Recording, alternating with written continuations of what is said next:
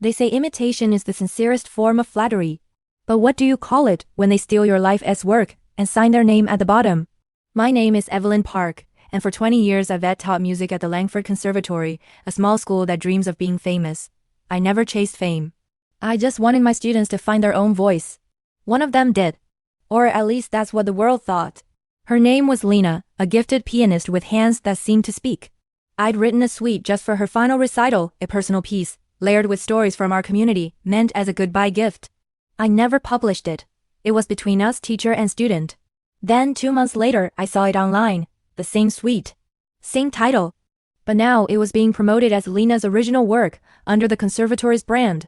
And standing beside her in every photo was Natalie Reed, the head of the school, smiling like she'd written every note herself. I confronted her. She said, "Evelyn, you're part of the team.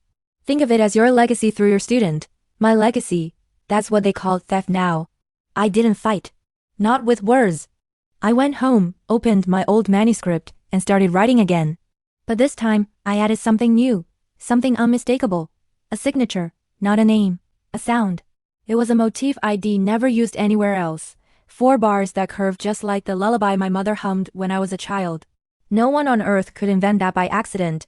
Then I planned my revenge, 1 note at a time.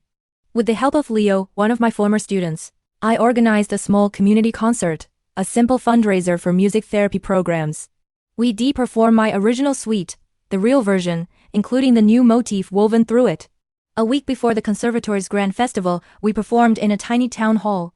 Old wooden floors, folding chairs, 1 borrowed grand piano. But the sound filled the room like it remembered us. Among the crowd were a few critics, and 1 old patron, Mrs. Hawthorne, who kept a program from my recital years ago. She smiled when she saw the title printed on the page, The River Between Notes. After the concert, one of the critics tweeted, "Evelyn Park's community suite holds the same DNA as the conservatory's debut piece." Coincidence? It wasn't. When Lena performed her version a week later, the audience heard that same motif, twisted, hurried, but identical at its core. Within hours, side-by-side comparisons flooded the internet. Dates, recordings, manuscripts, all proof of who wrote it first. Natalie tried to call it inspiration, but the board called it what it was, plagiarism. She resigned quietly.